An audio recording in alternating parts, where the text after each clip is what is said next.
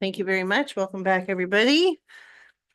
We are out of closed and on to item 5.2, handling of motions, bylaw 009/2025 from the April 15th special county council meeting. That's on page 60 of your agenda. And I will turn this over to Councillor Hall. Yeah, I thank you. I added this because I think, it's important that we all respect the decision-making process and the results that come from that. But I feel like in a recent discussion regarding changes to that water and sewer rate that we may have lost our way a little as it relates to the process. And I feel like we can do better. And I know we've done better in the past on discussions of difficult issues, including previous water rate discussions where council spent a considerable time working to find a compromise that was slightly more than, a simple majority. And so we know that councillors are required to uphold the bylaws of the municipality and the code of conduct, and I think even the oath of office talk about that.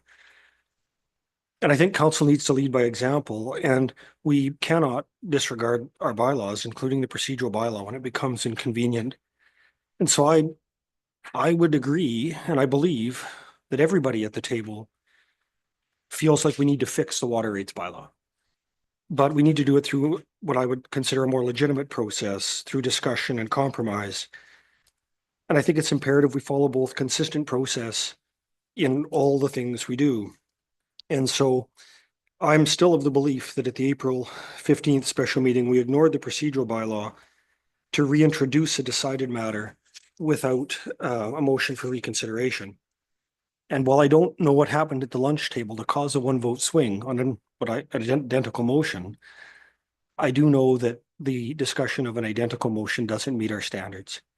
And while I want to be in a position to respect whatever result we have when it's legitimately made, I don't feel the process met the standard that we try to hold ourselves to.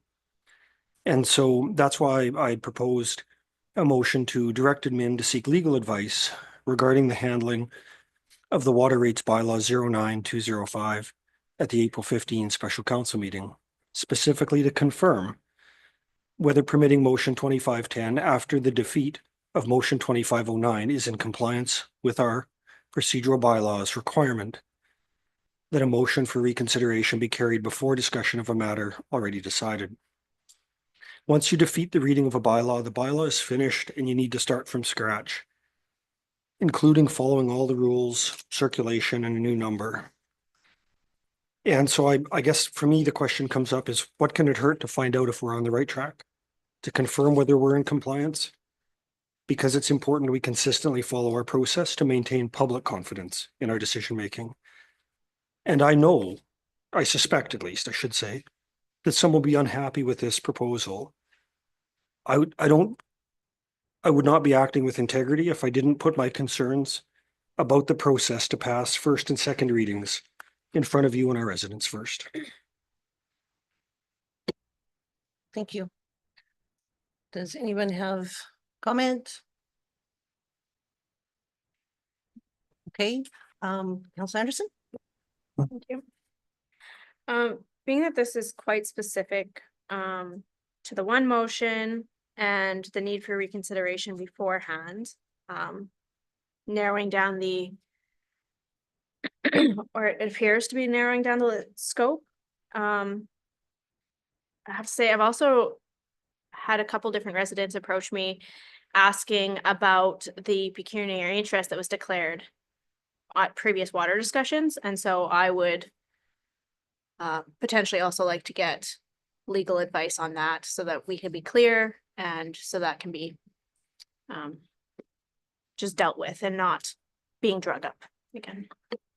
Thank you. I believe Councillor Kapitaniak has her hand up, and then Councillor Minns, and I'd like to weigh in as well. Oh, thank you. And thanks for excusing me for having to move locations. I actually really been thinking about this for a while and think that we have gotten legal advice on many matters just to make sure that we're on the right track. And that is part of our duty is to make sure we are on the right track. So I would suggest, like in this case, absolutely, if you think that there's nothing to be worried about and we've done the right thing, to vote to get a lawyer to verify that, just to make sure, so that we can all answer the same question with the same answer, that we know for sure we did the correct thing. And then Councillor Anderson just brought up something too, which I actually was thinking about, and I know that this would be more likely for the discussion when and if a bylaw would come back. But I'd be really interested to know how the water hauling industry would be looking at getting a subsidy that is greater than what they're currently getting for water, and if they would be looking at passing that on to their consumers. So that's something I would like to take some time and ask around about as well. Thank you. Go ahead, Councillor Mins. I don't believe that we really need to go and talk to a lawyer, because a lawyer is going to give us exactly what. If when you look at the procedure bylaw, we had a discussion about this at the minutes and here at 3.3. And if you look at the procedure bylaw, you look at the how the motions were moved and how it was presented. I don't think we need to go to a legal opinion. Every time we go to a legal opinion, we spend more money. And like, all we're trying to do is actually save people money. And I don't understand why we can subsidize programs for some people, and we pick one entity of Athabasca County and we say, no, you're paying full cost. But everybody else, no, we'll subsidize you to heck and back. So I don't even know why we're even discussing this. We have a bylaw that actually helps people. And we're sitting here fighting on whether we should pass a bylaw. Like, I just don't understand it. I will not vote to go to legal, because I don't think we did anything wrong. And I will move on the next issue to get going on this bylaw. If we keep stalling this thing out, we keep stalling. Now all of a sudden we can't implement this bylaw May 1st. Now it's going to go to June 1st. And Lord knows if the lawyer will get back to us, and maybe July 1st, and then maybe August. And we should have been discussing this bylaw in January, not May. So let's move this and let's get going. We got better things to talk about here than actually trying to. I can't even believe that we're discussing not saving people money. I just can't believe it. Thank you. Go ahead, Councillor Cornwall. Great words by Councillor Mins. You took a lot of what I wanted to say and did it for me. I very much appreciate that. You know, in regards to other questions about legal advice on pecuniary interest, and things change. What could have been an issue at one day or a perceived issue cannot be. Asking if a water hauler is going to reduce their rate to a ratepayer would be like asking the town of Athabasca why they are charging so much at a water fill station when they get one of the lowest, if not the lowest rate on the Water Commission. Asking a water hauler, a private entity, what are you going to bill? Where were you not making the profit you needed to before? Where were you not increasing the rate from when we were at 5.25 a cube and we went up to 9? How much of a hit did you take so that your customers, your neighbors, your friends and family did not get hit with excruciating high water bills?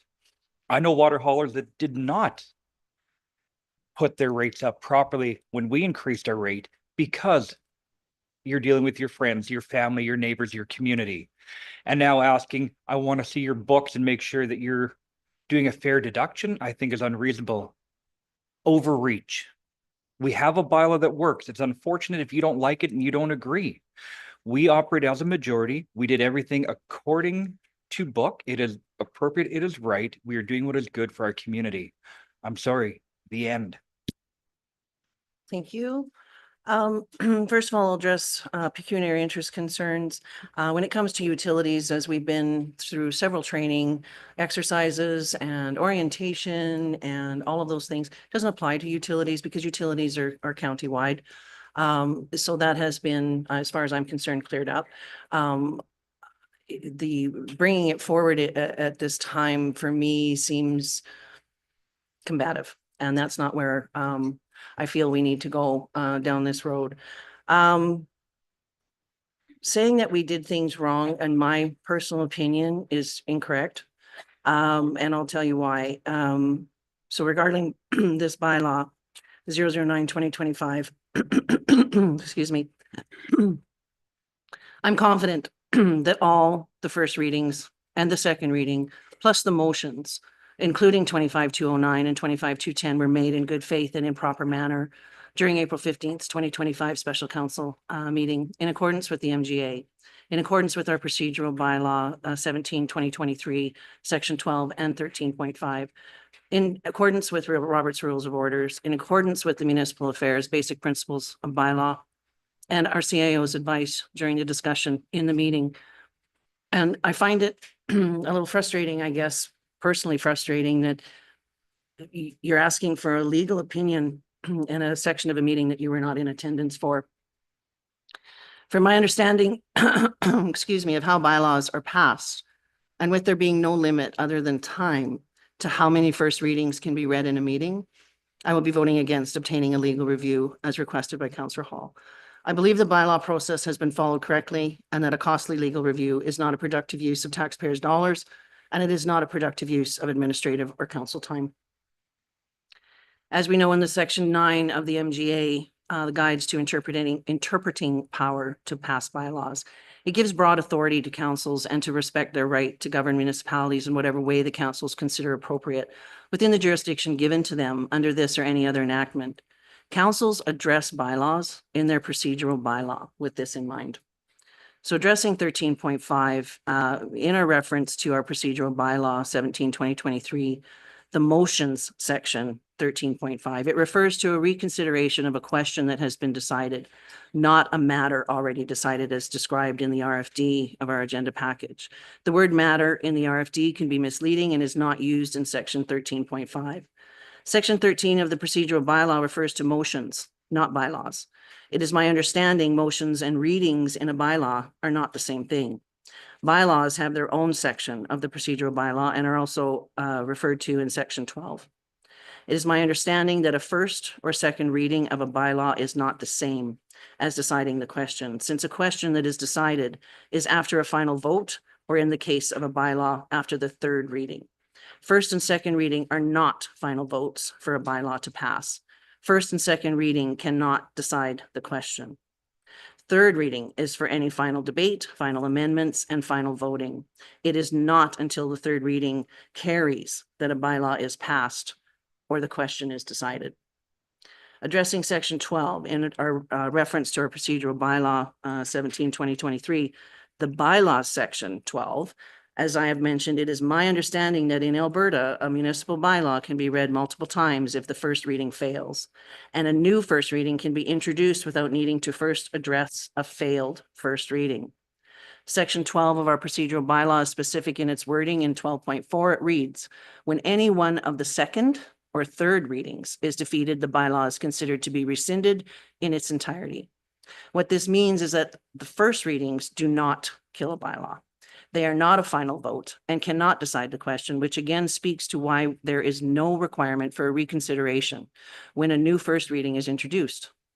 Again, a new first reading. It was not the same language. It was not the same first reading as the one that failed. When a draft bylaw fails to receive first reading, it simply means that the council did not support the initial proposal. The council can then introduce a new first reading proposal and then go through the usual readings. From there, I'm not going to go back through the description of how the motions and the readings all took place. However, again, I will reiterate, I fully believe that we followed proper procedure according to how bylaws are passed.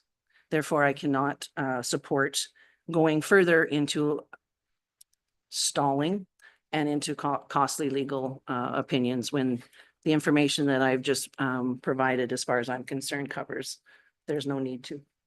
Counselor Wallach? So we, excuse me, so we obviously have varying opinions on the bylaw procedure. So I don't know why it wouldn't hurt to just get a third party to tell you you're right. I don't know why that's gonna hurt. It's gonna be one phone call. It's not gonna be crazy costly. Like any investigation we've done, it's massive costs, but we're not okay just checking to see if we're doing right. So I just think because there's such varying of opinions on this matter, we need to get a legal opinion. Thank you. Anyone else? Counselor Gerlach? We're 3.5 years into a 4-year term. We started out with everybody being replaced. We started out with people in the administrative positions that had very little experience and could not provide us with the kind of direction and that we expect to receive now.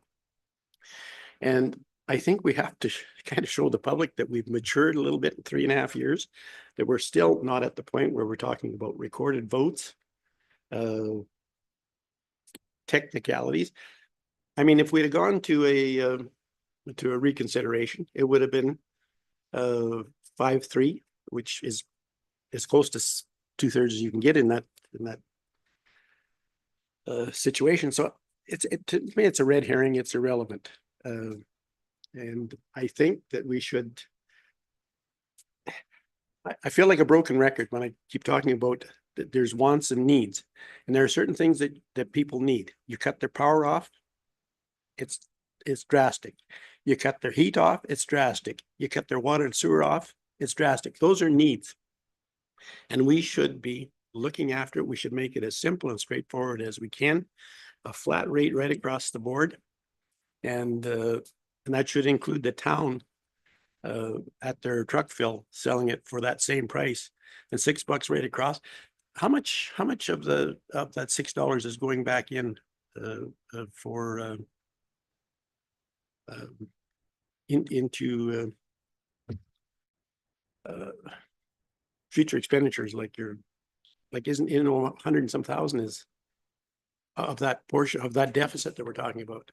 So you're referring to the reserves? Yes. 107,200 out of the reserves, which then, when you look at what is on our current budget and what the deficit says, if you knock off that 107,200, it brings us back down to about 155,000, which what's our average was prior to increasing our rates up to the 9+.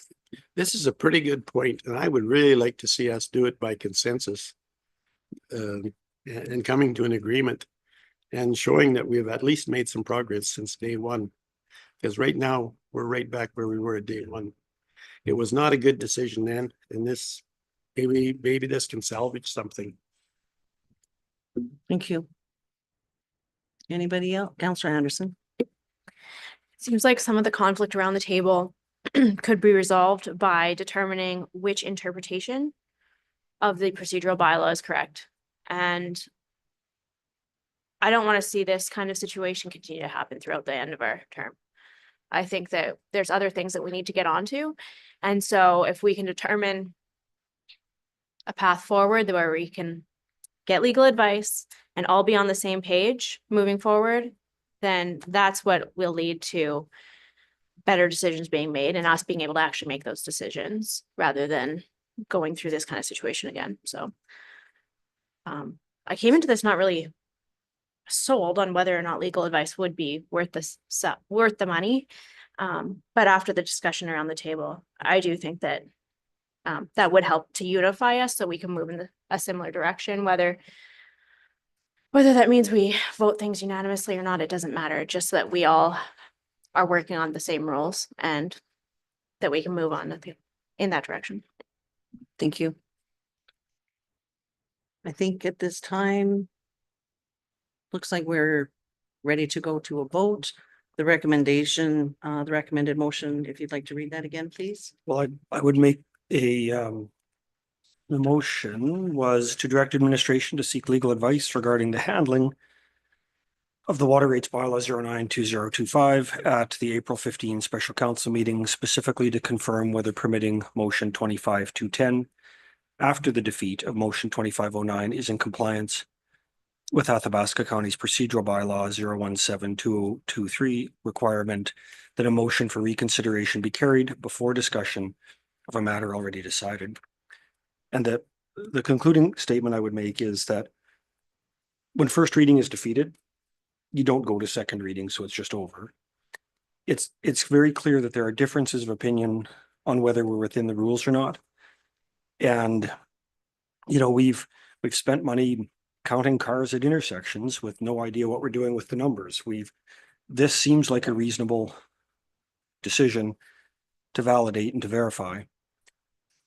There is no dispute, as far as I can tell, about the need to make changes to the rates, about the need to make changes to how we charge for water and how we provide that service. The question is, are we going about it the right way? So for me, if there's something to hide in the handling of it, vote against it. But to not check whether we're in compliance risks putting something in place that won't stand up. Let's make sure we're doing it right. If we're confident that we've handled it properly, there's no risk in checking. And I'll ask for a recorded vote. Thank you. Are we ready to go to the vote? All right, so on that motion, Tammy, did you get it, or it's in the recommendation, so you're good to go? Yep, all right. We're going to go for all those in favor of the recommendation. We Aye. have- Thank you. We have Counselor Wallach, Counselor Hall, Counselor Anderson, and Counselor Kapitaniak. All those opposed. We have Counselor Chamzak, Counselor Holland, Counselor Mins, Counselor Gerlach, and Counselor Cromwell. Motion fails. Madam Chair, given the failure of that motion, I wonder if I could propose a motion that admin be directed to engage a parliamentarian to provide training and guidance on parliamentary procedure and adherence to the Municipal Government Act and our procedural bylaw for the effective running of meetings. I'll speak to that. I think we've had a lot of training with regards to effective meetings through our RMA training. We've had training through our orientations. We've been through legal seminars. And we have a very specific procedural bylaw that is there for me. It didn't need to be interpreted. It was there in black and white. So, the motion, is anybody else would like to speak on regarding training? Go ahead. Could we read the motion again, just a little bit slower this time? Thank you. My apology. That admin be directed to engage a parliamentarian to provide training and guidance on parliamentary procedure and adhering to the Municipal Government Act and our procedural bylaw for the effective running of meetings. Thank you. Go ahead, Councillor Mins. I feel the same way. We've been taking training after training after training. It is now close to May 1st, end of our term is here in around September, let's say October, and we're going to go into taking more training. I think that's kind of like a waste of money because this training is going to be provided for the next council. So I do believe that again, we've went by our procedural bylaw. That procedural bylaw has been in place since I think it was renewed in 2023. And I'm going to say it again. Let's move on here. Let's, what are we doing? Let's move on and create better create better water rates. Like what was given to us last time, or no, I'm not even going to go into what was given to us last time. It was crazy. Okay. I don't think we need more training. Thank you, Councillor Chamzak. I think many of us have had the opportunity to seek that extra training as well, whether it be even through different committees, so on, so forth. And having that opportunity to seek that extra training, if one shall look, you can also shall seek. And I feel that we have had plenty of, and if I'm not mistaken, prior to our remuneration policy being opened before, again, this last time with our training budget being in there, in the past, some of the council members have voted against doing some of that extra training as well. Thank you. Councillor Capitania. Well, I'm not one for extra training. I mean, in theory, it's probably a great idea at the beginning or even partway through the term. So I would definitely hope that we could see that if necessary for the next term. But what I am worried about, and that I think is understanding the wording on bylaws and why this council is divided, and because it is all about interpretation. And while some people in this council are very perplexed as to why others voted down an even lower rate that was proposed by one of the members, to then come in and make it sound like the higher rate was the lower rate. That's where I think training would come in, because it was the reading and all the amendments and the wording that may have confused some people. And I have been around town, and people that have asked about it are confused why we're essentially arguing over $6 when $4 was shot down. So the argument that you're trying to do the best and the lowest you can for the people is not actually valid. And if training would make that clear, that's the only way I would vote for it. That's all. Thank you. Councillor Mins, Councillor Cromwell. I specifically didn't want to go into the water rates because we're not talking about water rates right now. We're talking about training. But when you brought it up, Councillor Capitania, that $4 was voted down and you can't figure it out. It's like we pay at the reservoir $4.13 a cube. And you're going to tell me that we were going to move a bylaw that where we it's crazy. We pay $4.13 and you want us to charge $4? Like, who in their right, that doesn't even fit into a budget. Who in their right mind would even put that through? That's what I couldn't figure out. But there were so many numbers that day and so many different, well, this person will charge this way, this person will charge that way, this will do this way, we'll stand on our head to charge this way. No. And plus we couldn't even charge that way because we don't have the system in place. So don't go there and say that we voted down the $4 rate. We voted down, it's just a crazy bylaw. And I appreciate the follow-up, but if we could really stick to training, and if I know if I know you have a comment, please go ahead, but we do need to stick to the training aspect. Thank you. I appreciate that. Sorry, can I just respectfully interject to the chair? When a member is addressing someone at the table directly, you're disrespecting you, and I would like to not be addressed directly unless the chair accepts it. Thank you. That's all. I couldn't really understand what she said. If you could repeat that, please. For me, it sounded a little. I'm sorry, Reeve Holland. When a member directly addresses someone across the table, they are disrespecting you because they need to go through the chair, and that's at your will. And so I do not accept anyone addressing me directly unless the chair accepts it. Oh, I appreciate that.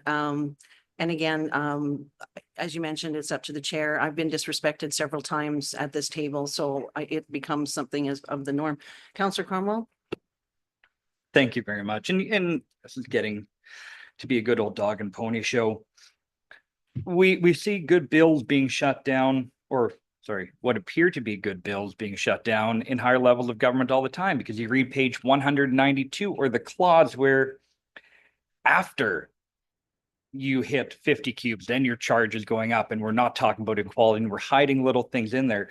Saying that a $4 cube was the proposal is a portion of the truth. There was much behind that made that in my opinion, not well motion, and put in there just to try and move a narrative. I'm done with this. We know what needs to be done. And let's stop fighting and act like adults and actually do our job. Thank you. Okay, I will get back to the training aspect.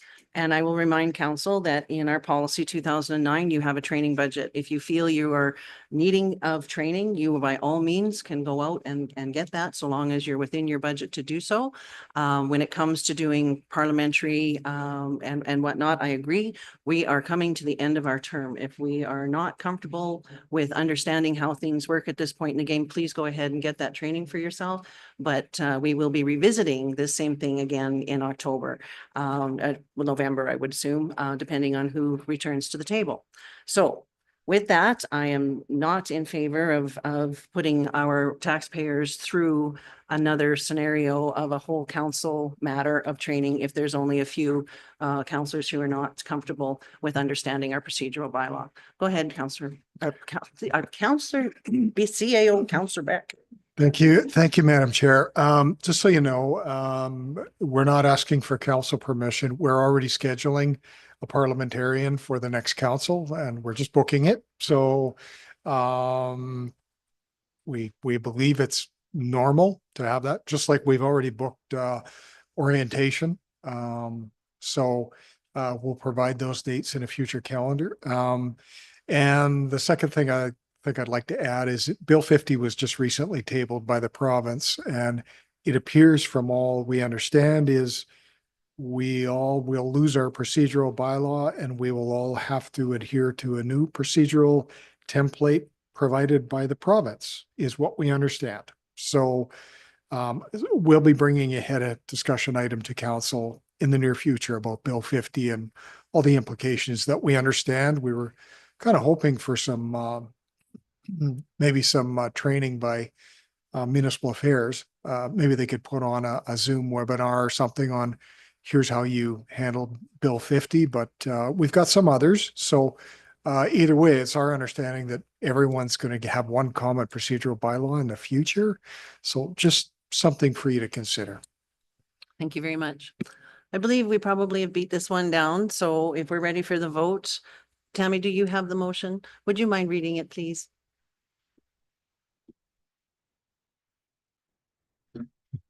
Moved by Councillor Hall that council direct administration to hire a parliamentarian to provide proper training. And I didn't get the rest. And guidance on parliamentary procedure and adhering to the Municipal Government Act and our procedural bylaw for the effective running of meetings.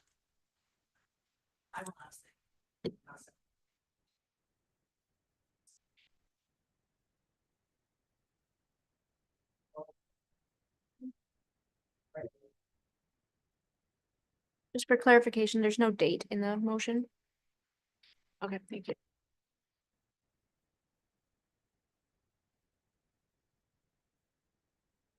Recorded vote as well. So Councillor Wallach.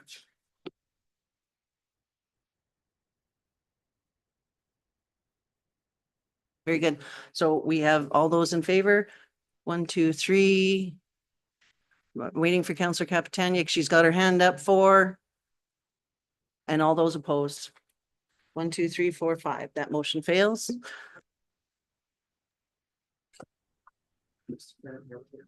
She was voting. Correct, you were voting. Yep. So if we will move on now to item 6.1. I'm just going to find my page here. 6.1 of our bylaw 009-2025 water and sewer service charges, page 61 of your agenda. The recommendation here is that council amend bylaw 009-2025 by replacing the following sentence. This bylaw shall come into force and effect upon final passing and signing thereof with the following sentence. This bylaw shall come into force and effect on May 1st, 2025, and that council give third reading of bylaw 009-2025. So just for confirmation, we will look at the motion first, and then we will deal with the reading second. Okay, who would like to own the motion? Councillor Cromwell? As recommended, the motion would be to replace the bylaw shall come into force and effect upon final passing and signing thereof would be replaced with this bylaw shall come into force and effect on May 1st, 2025. All righty. we're ready for, there's no conversation, if we're ready for the vote, oh, go ahead, Counselor Anderson. Okay. I know in the first couple readings or whatever happened at the special meeting, there was discussion around the calculations that had been made for the local improvement levy to Collington.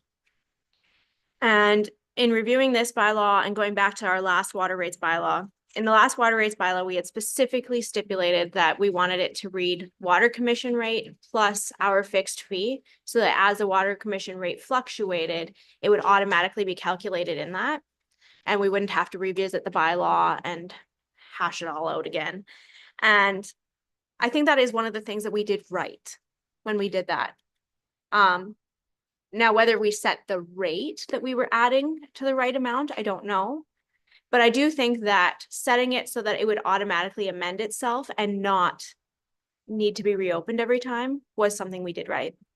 And so for that reason, I think that we should consider doing that with the local improvement levy, so that it's the same rate as everybody else minus 1/12 of the local improvement levy. So that if a future council decides to eliminate the local improvement levy, it automatically is adjusted to the same rate as everybody else. Okay, I think that some of the confusion in our community has been caused by us trying to calculate it and put a lower rate on our bylaw versus being clear and honest that they're paying the same rate minus 1/12. And so I do think that we should consider making that amendment. okay, so that would be an amendment to the third reading that you're talking about, that you're hoping to have that conversation. I will remind council that that very motion that was passed to do that then failed at first reading. So that has we already brought that to the table, which is why we're at where we're at now, is we went with the item that was as presented, the rate as presented in the last meeting. So that was already done. But we're going to look at the motion here right now about May 1st, 2025. So if we can please vote on that first. We have a motion here that we need to replace the following sentence in bylaw 009/2025. This bylaw, or does that become part of the third reading? Or is that a separate motion? Madam Chair, the amending the bylaw is before third reading. Thank you. So it's the entire wording that is before and that council give third reading. Thank you. So that's the Okay. motion. So if we can look at that motion, folks, that's on the table for May 1st, 2025 to make this bylaw effective for. Can you read the motion clearly, please? So this, the council amend bylaw 009/2025 by replacing the following sentence. This bylaw shall come into force and effect upon final passing and signing thereof with the following sentence. This bylaw shall come into force and effect on May 1st, 2025. Okay? We're going to do that separate, correct? Correct. Madam Chair, and I understood it was moved by Councillor Cromwell. Correct. All right, so if we're ready for that question, all those in favor? 1, 2, 3, 4, 5, 6, 7, and opposed? 2. So that passes, which moves us on to that council give third reading of bylaw 009/2025. That would be Councillor Mins, who would like to give third reading of bylaw 009/2025. Councillor Gerlach. So what effect does that have on the truck fill rates in Collinton? They would be, as far as I understand from reading the bylaw, all the truck fills would be the same rate across. $6. $6. So is there any reason why we don't deal with that rate right now and get this thing cleaned up once and for all? I believe it's because we have to consider the Collinton levy, that we would need to repeal the Collinton levy. And then that would make all of the rates uniform without having to deal with the fact that that Collinton levy is being forgiven through the hamlet of Collinton. It has nothing to do with the truck fill because it's going to the tap, and the people in Collinton have been charged a levy on their property as a local improvement. So their property tax sees that levy. We have an option, and our new council has an option to repeal that particular bylaw, which I would probably recommend happen in January because we're this close to the end of the year, right? But it has nothing to do with that at this time. Yeah, that needs to be cleaned up at some It- time. yeah, I understand what you're saying. Okay, third reading, Point of clarification, I thought a colleague had asked for a, we've just voted on an amendment to the text of the bylaw, and I thought that there was a indication that there was desire for another amendment to the text of the bylaw before it goes to third reading. from what I understand, the amendment that we just voted on would be included in the third reading. That's the change of the wording. I didn't hear another amendment that was on the floor. And so therefore, we're now at the stage of going and that council give third reading of the bylaw 009/2025 as amended. And that's Councillor Anderson. I would like to make that amendment. That was my intention. I don't know if I had said the words correctly, but I was trying to make an amendment to Schedule A. To Okay, indicate so that they were Schedule paying the A, same let's vote, rate everybody go to. minus Schedule A. 1/12 of the local improvement levy. Schedule A is page 64. And I'm sorry, your amendment is to do what now? To indicate, to amend Schedule A, to indicate that the Collington Hamlet user fee is $6 per meter cubed minus 1/12 of the local improvement levy. So you would like to add those words? And we would still result at 424. I believe it would, yeah, it would work out the same, but it would be more clearly defined so that when other users of the system look at the bylaw, it's not just showing like we're giving favoritism to Collington. It's actually explained a little bit as to why they receive that reduction, not just we're reducing it for them. I think it's been very clear why, Councillor Mins. We've been discussing this since the beginning of this bylaw back in 2022, 23. We did it and we tried to do it in 24 to say, you know what, let's make this more clear to people that they're actually not, that everybody's paying the same rate by actually getting rid of this improvement levy because nobody's paying for it anymore. But yet we still show it. We still show it as an improvement levy and then we take it off their water rates. So I don't know why all of a sudden now we decide we're gonna start trying to explain it to people. We've been trying to explain it to people. And if the bylaw would have passed first reading, the last bylaw, it was wrote right in there that due to the water rates or to that improvement levy, that it actually dropped. And now we're trying to put another amendment on it. And what scares me about this amendment and that amendment and this amendment, all of a sudden, then another procedural bylaw thing comes in fact that all of a sudden we can't pass this. And it's like, can we not just pass this loving Schedule A bylaw, please, and move on? And I believe, and correct me if I'm wrong, I know the question was already asked about the third reading for this bylaw that with the motion that we just passed, that was the amendment. So if we really want to get procedural, I can say we're already at that point. We can't accept any further motions. Councillor Wallach? I'm sorry, but the point of council is to have differing opinions. If we can't make comments and make motions to differ opinions and we get rammed down our throats that we have to just do this. This is not council. Like, this is not democracy. I'm sorry, but this is getting quite aggressive. Thank you for your words. And I think, I'm just going to leave it at that because I think that there is proof in the pudding on how this is working. Councillor Cromwell? Thank you. I just wanted to point out that per the amendment that is trying to be put on right now, that Collington had the reduced rate of $1.12 per cube. That would actually raise the water in Collington from 4.24 per cubic meter to 4.88 per cubic meter.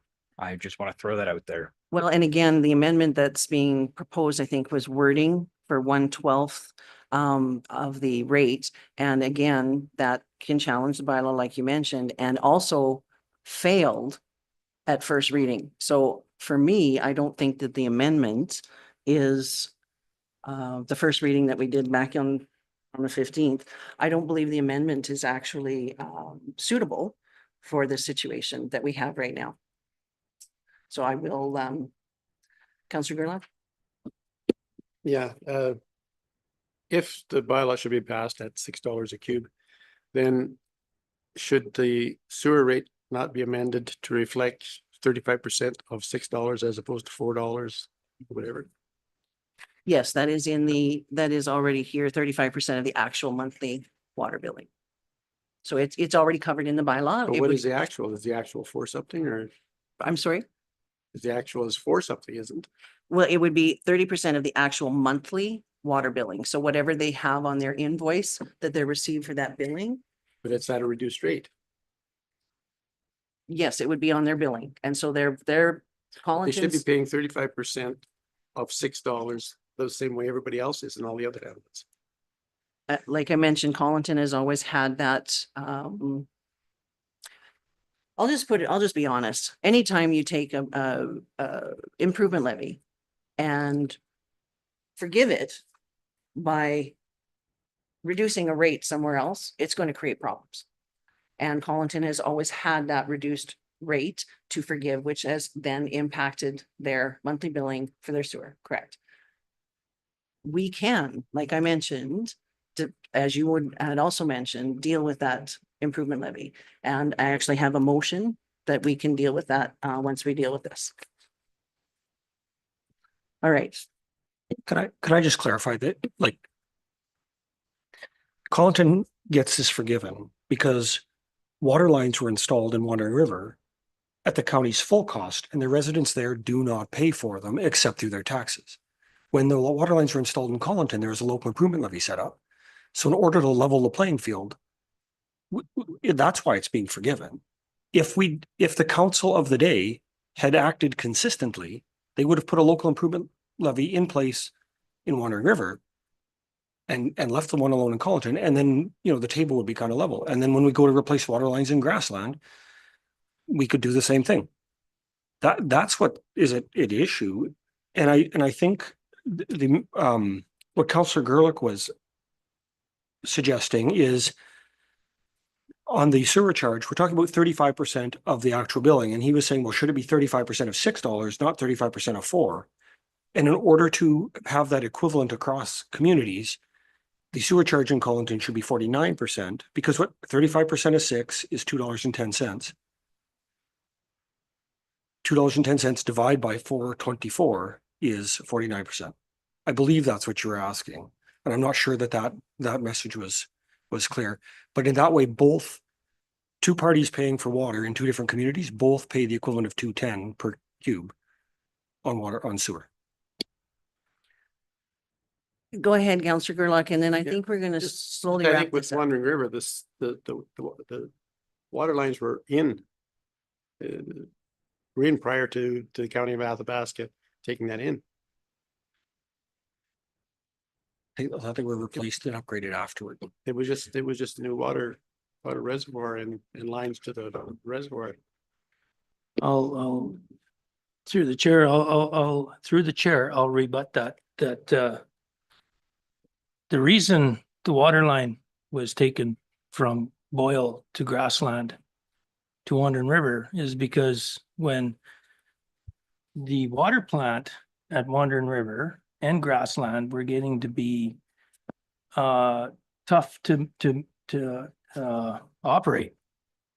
When they decided transportation decided they were going to twin Highway 63, they went right smack dab through our reservoir, our water treatment plant and everything. So lo and behold, we were actually given a gift from the government, 90 cent dollars to install that water line. And the county had to come up with a 10%. But we had water and sewer in Wandering River before we took over. And That's why that happened. And then when Collington people found out that there was no water improvement levy put on to them two hamlets, well, they were upset because they had to pay a improvement levy to get the water line from Cornwall to Collington.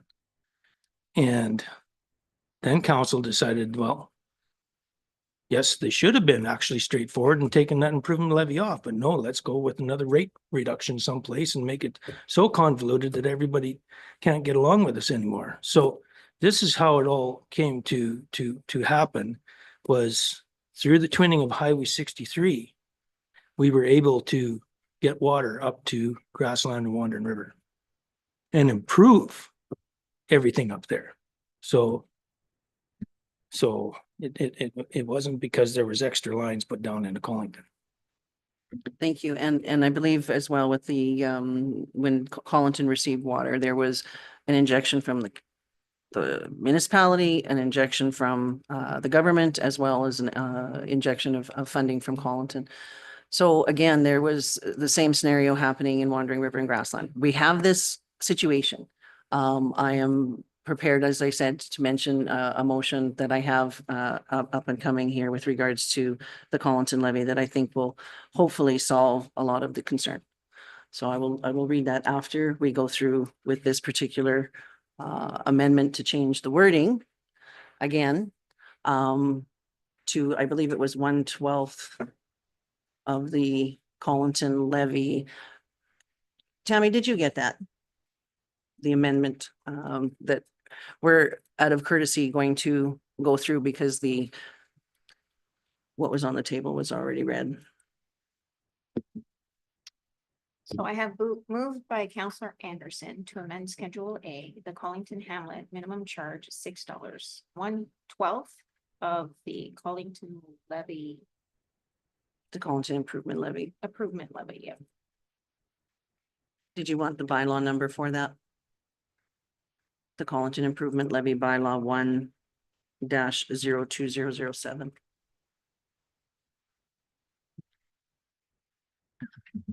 All right, folks. So on the amendment of what we were just heard, we're going to take it to the question. I can't see Counselor Capitania. Are we going to be able to hear you? I'm Okay. here, but I can't figure out how to get my camera back on, sorry. Okay, thank you. So on that amendment, all those in favor? 1, 2, 3. And all those opposed? 1, 2, 3, 4, 5. Sorry, Natasha, what? Yeah, I know. Sorry, I messed up. I hate Zoom. Are you for or against? Sorry, I'm against. Against. So that would be 6 and 3. So we will move to third reading of bylaw 009/2025 with the amendment that the bylaw shall come into force and effect on May 1st, 2025. All those in favor? Pardon me? Do we not discuss these things?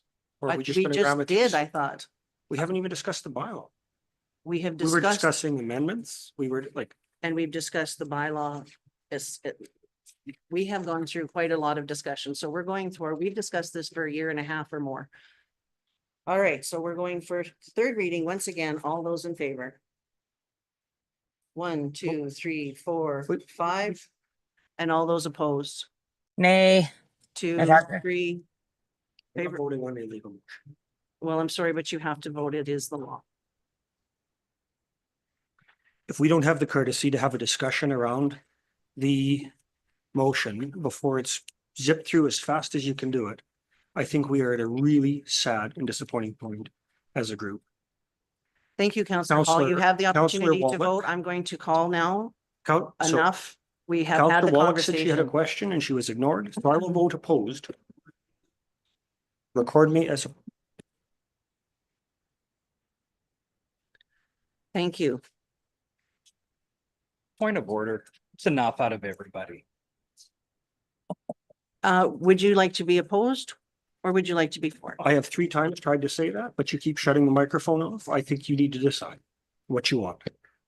That's not up to me. You need to vote for or For the oppose. 4th time, the word is opposed. Thank you. So that would be 5 and 4. Thank you.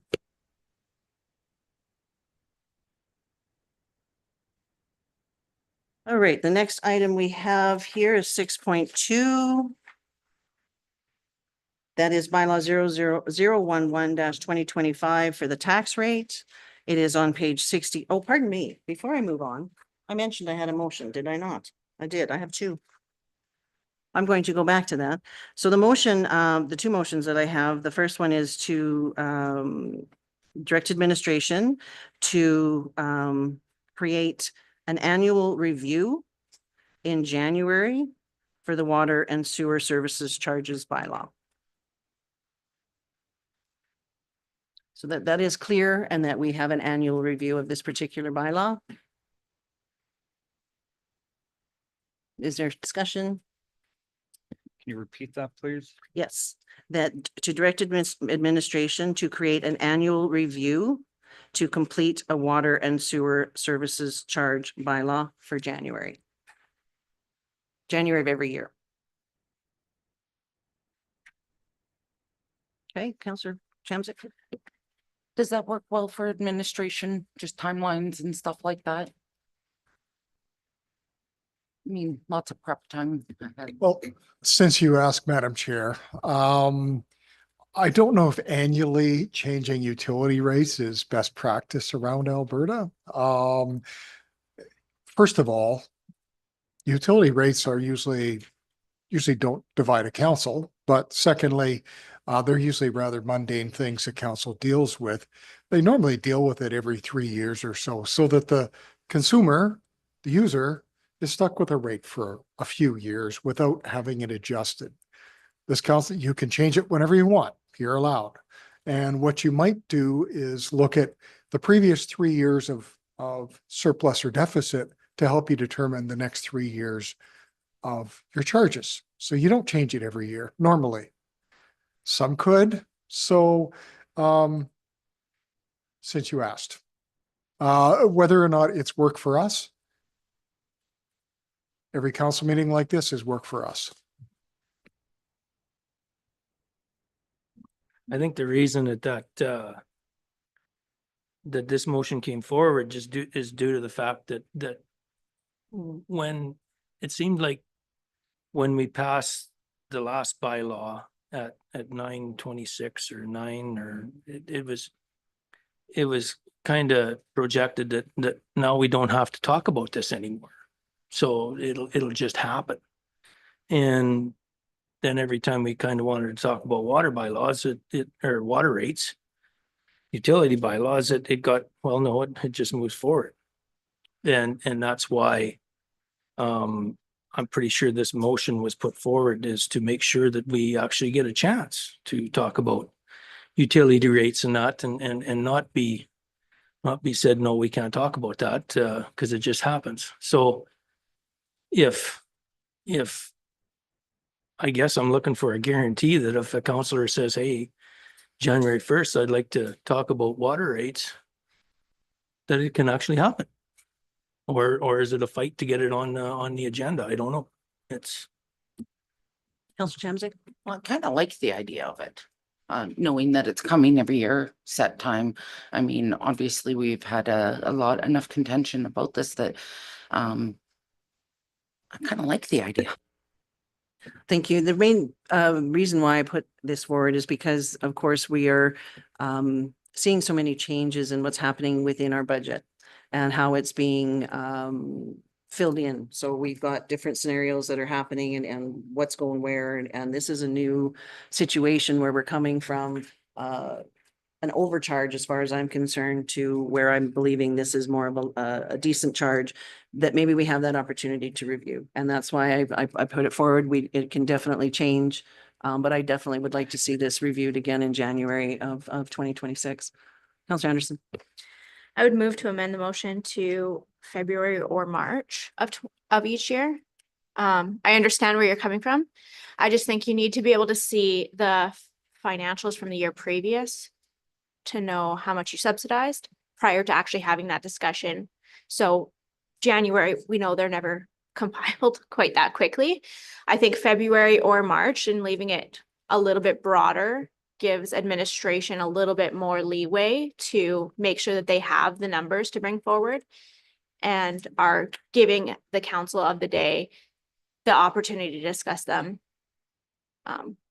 as more of a full conversation by having those numbers available that a little bit later in the year. Did you want your amendment to be February or March, or do you want to specify a month? Okay. Any further, Councillor Hall? This motion has come out of the blue without any advance notice to council and without any advance input from administration. It doesn't even clearly fit under the agenda item. So I would move we table this to committee of the whole so that we can have a discussion and get admin's input in advance so we can think about it rather than be surprised by it. So Thank you. table to the next committee of the whole. Thank you. Yeah, I think there's a few motions that have been made by yourself as well today that have been on the table, but we can have that conversation. Tabling. So we will start with that. It's no debate. It's a simple majority. All those in favor to table. Aye. 1, 2, 3, 4. All those opposed. 1, 2, 3, 4, 5. I think, did I get that right? Yep. So on the question to complete a water and sewer services charge bylaw annual review in January. All those in favor? Pardon? Oh, I'm sorry. That's right. Pardon me. I'd forgotten about the amendment. There's a lot going on. It's okay. We don't get to vote on It's it. okay. The amendment would be for February or March. So we'll vote on that. All those in favor?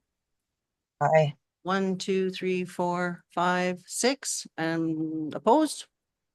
1, 2, I'm sorry. Did you vote? You're 4. Okay, so that would be 7 and 2. So on the motion with the amendment to complete a water and service charges bylaw annual review in February or March. All those in favor? 1, 2, 3, 4, 5, 6. Opposed? 1, Nay. 2, 3. All right, so that passes. The other motion that I had, as we discussed several times today, was with regards to the Colleton Local Improvement Tax bylaw 1-02007.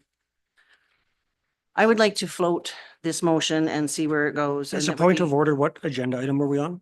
We're on the same water and sewage charges, and because we discussed the water and sewage charges bylaw includes the forgiveness of the levy, it's part of this conversation. And so the motion that I would like to put on the floor is to direct administration to repeal the Colleton Local Improvement Tax Bylaw 1-2007 on January 1st, 2026. Is there discussion? I had some. Councillor Kapitaniak. Thank you. I would like to speak to the fact that such an incredibly big topic of conversation should actually be a conversation, and that it would be of respect to your colleagues and myself to have had that conversation at the table prior to it being a motion to do it or not do it. I'm caught off guard. I don't have any indication from my community that they have any information and or have any opportunity to ask questions in regards to it. And I've said before when we had floated it, as you said, that I would like to have some public consultation. That has not come about. I'm not saying I don't agree with it, and I'm not saying I do, but you are basically surprising everyone with this idea of yours and not giving the community any input. And that I'm not okay with. Whether it's amazing idea or not, it's a big change. And it is not something that I feel like I can go back to my community and say, well, I didn't know anything about it. Reeve Holland just put it on the floor. Is that what I'm supposed to say? Well, I Because- appreciate that. And if I'll There's no just, conversation. I'll just respond. We have talked about this over and over and over again. We have reports in our agendas with regards to this. It is not something that is a surprise. This should be I'm a sorry. separate agenda item. This is a I'm sorry, I have the completely floor separate at the agenda item. moment, please. I have the floor. And so this is not a surprise at all. This has been discussed over and over and over again. We see it as a huge problem. We've presented here today as it being a huge problem. This has been talked about, I don't even know for how long. It's months. And the committee of the whole, it's not a surprise at all. And we've had that conversation. So it's out there. I said, once again, this is a council of 9. This can be a choice on how council chooses to deal with it. It's not a surprise. As far as I'm concerned, this has been coming for a long time. Councillor Anderson. Thank you. As the local improvement levy was put in by bylaw, I don't actually know that a motion to direct administration to repeal is valid. I know in the previous times when we wanted to repeal bylaws, we have to do that by bylaw. Yes. So I don't think that the motion is valid. I think you would have to direct administration to prepare a bylaw for the repealing, and then that bylaw would have to land on our agenda and pass 3 readings. So sorry, but I just don't think that the current motion is valid. I appreciate that. And repealing a bylaw is exactly that. A bylaw has to be done. That's why it was to direct administration. Sorry if it's not a clear motion, but that can definitely be wordsmithed to create the repealing bylaw. To bring back to council for sure. That's part of a repealing a bylaw. That is what has to happen is a bylaw needs to be done to repeal that. So it would definitely come back to this table.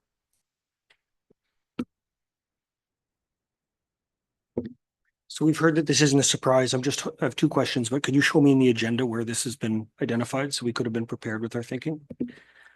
We discussed it as So part it's of the not in water today's- and sewer charges bylaw. It's been discussed several times over this. We've had the conversation here today. And therefore, because it causes so many issues, it was, as far as I'm concerned, something that is very valid to bring forward at this time. So we, not that long ago, we had a robust debate about public consultation on a completely unrelated issue, but arguably one that had far less impact on the municipality financially or the number of residents than what we're talking about right now. And it's curious that we had this huge passion for public consultation then and not a whisper of it on this more significant issue. For me, I don't like, this is an ambush motion that has come out of the blue and without admin's input in advance. I really don't understand why we don't have the respect for council to submit this through an RFD. We've been previously told by admin that there are precedent-setting issues that arise by repealing local improvement levies or backing out of them. We're being asked to make a knee-jerk decision without having had a specific discussion on the issue. And I don't think it's the right process. We can do better than this. If this is really a concern, put it in an RFD through a committee of the whole and let's have a conversation and get admin's clear and specific input in the moment. Thank you. Go ahead, Councillor Gerlach, and then Councillor Cromwell. As much as I agree with the intent of the motion, I have to agree that it should be discussed further. It should be brought up maybe as a notice of motion for a future meeting. But it does not do any harm to go through the process because it's pretty final. If we vote on this today, that means it's going to be done January 1st. It wouldn't be done January 1st because to repeal a bylaw, you do need the bylaw to repeal it. Therefore, a repealing bylaw would come forward to council. If you would like to make an amendment, by all means, to forward this to a committee of the whole meeting to bring the reports back that we've already had through the committee of the whole, by all means, please do. Okay, I would make a motion to that effect then. Okay. Or is there a motion on the table floor right now? For the amendment to, we can make this a friendly amendment to forward this motion or this requesting of the repealing of a bylaw to the committee of the whole. Yes. Pardon me?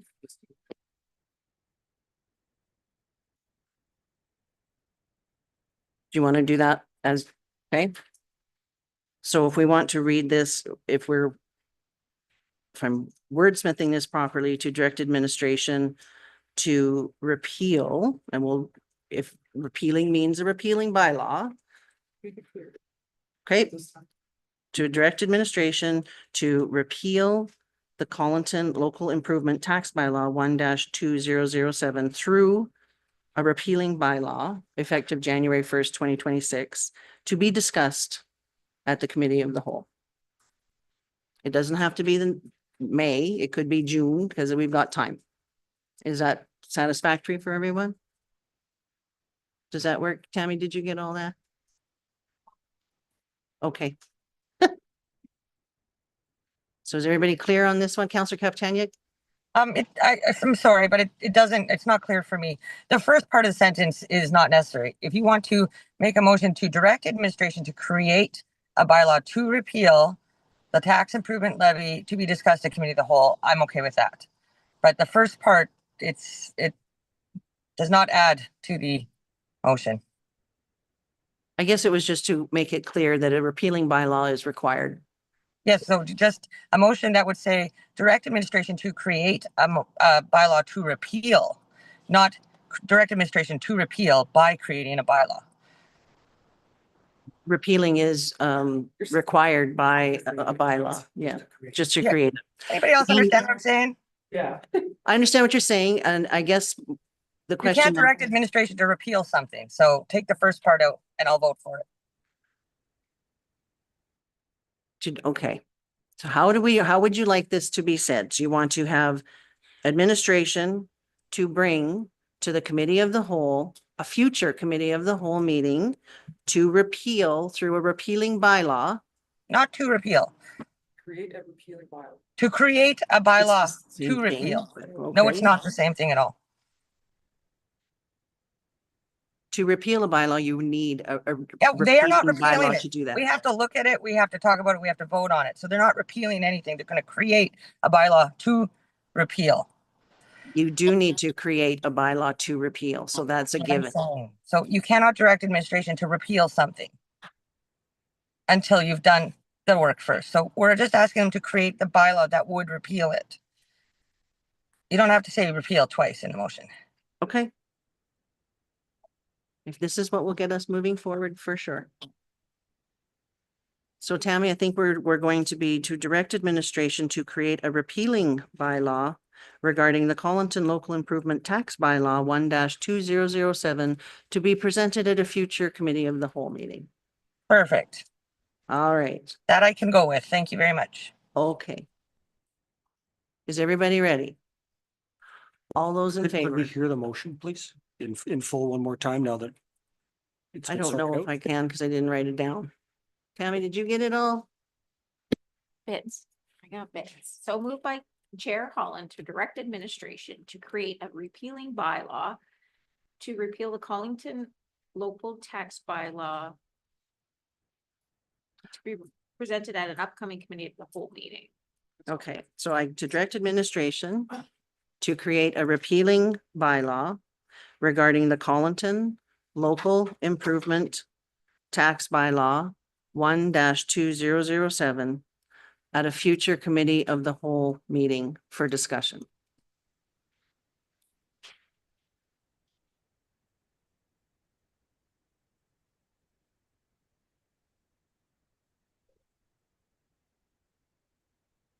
Okay, we're good? Everybody good? All right, we're ready for the question. All those in favor? 1, Aye. 2, 3, 4, 5, 6, 7, 8, and opposed? 1. 8 and 1. Thank you. Can I recommend a 10-minute recess Yes, for please. everybody? Thank you. So that's at 1:48. We'll return at 2 p.m.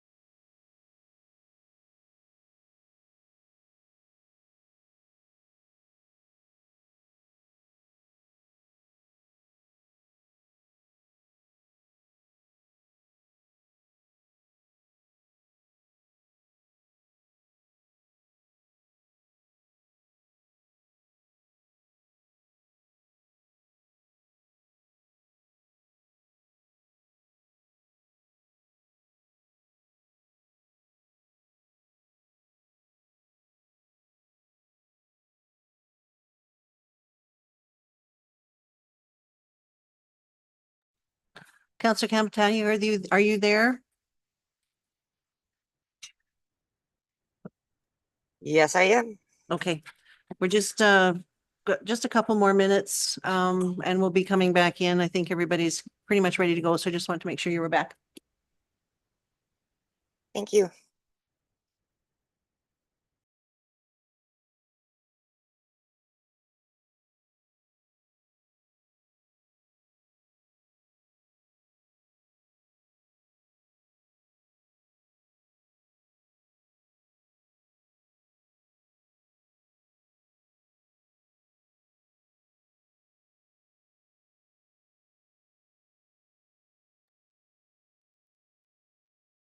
Thank you very much. Welcome back, everybody.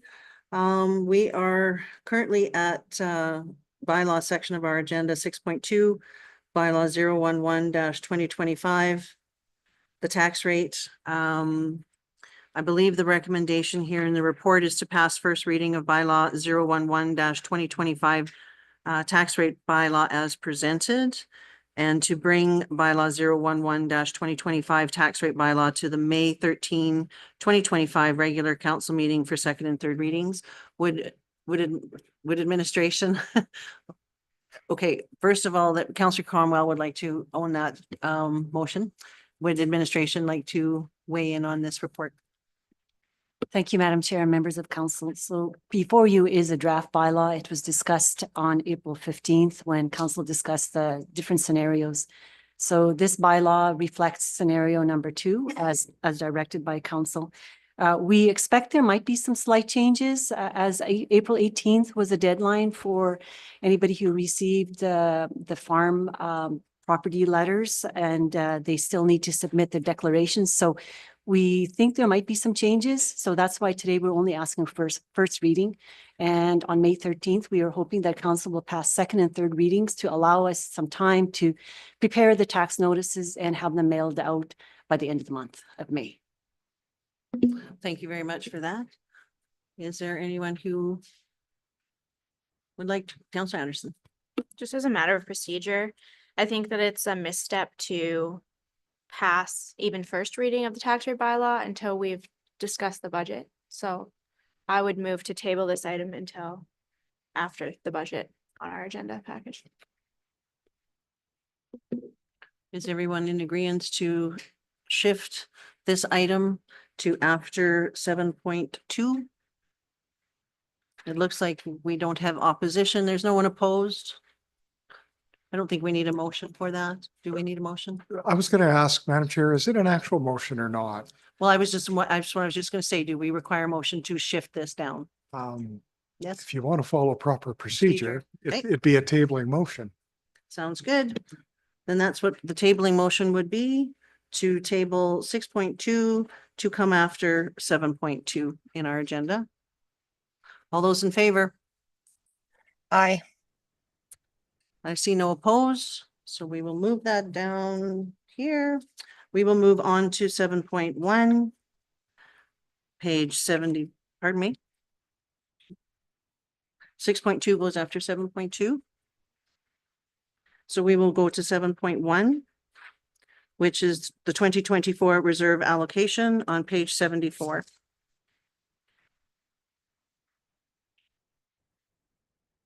The recommendation here is that council approve the 2024 recommended reserve transfers as follows.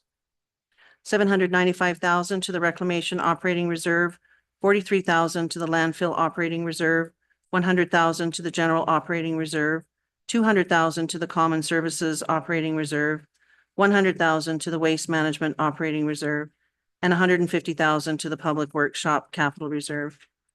And that council approve the transfer of $3,085,585 surplus to general operating reserve for the purpose of assessment complaints / appeals contingency. Would administration like to weigh in on this report, please? Thank you, Madam Chair and members of council.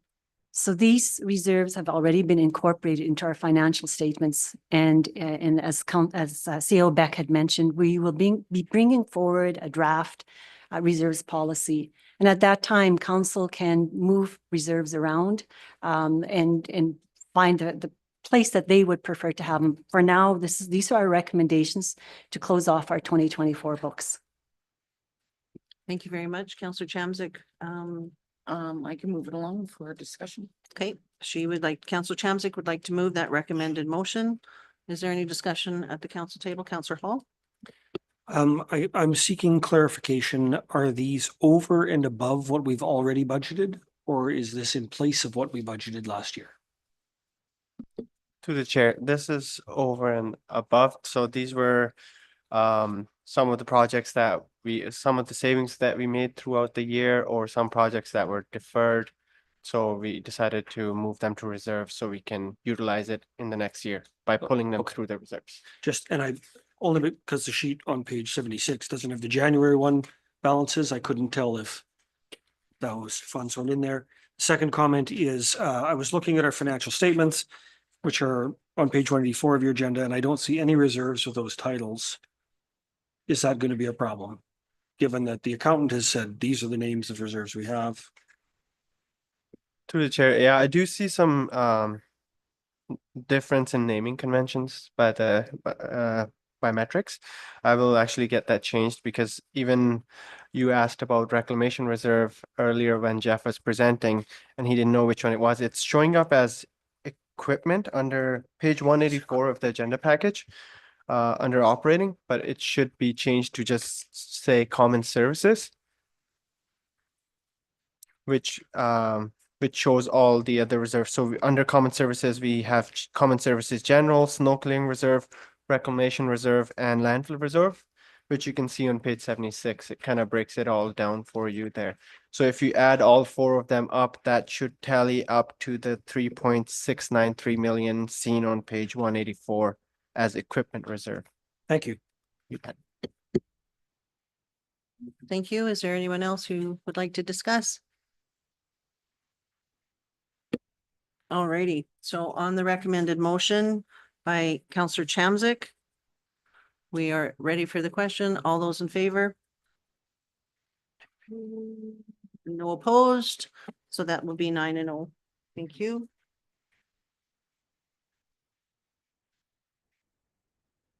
Next item we have is 7.2, which is our 2025 operating and capital budget on page 77 of your agenda package. The recommendation here is that council approves the 2025 operating and capital budget as presented. Sir, Councillor Anderson?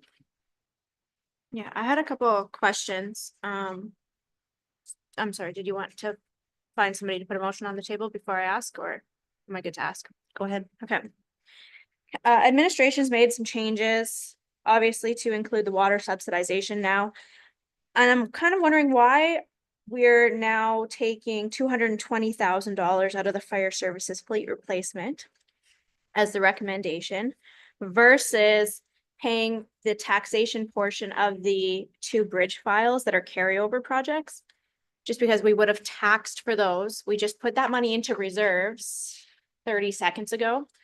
Would it not make sense to spend those out of reserves and fire services still be out of taxation? So we're still building the fire services reserve rather than now taking out of it. I'm happy to answer that, Madam Chair. That was my recommendation. So at interim budget, all the fire apparatus was to come from reserve, all of it. And so we changed it during discussion and to have it all out of taxation. Now, due to a few changes, we needed to find something that we had to reel back. We had to find a bit of room in our budget because we're not allowed to run a deficit.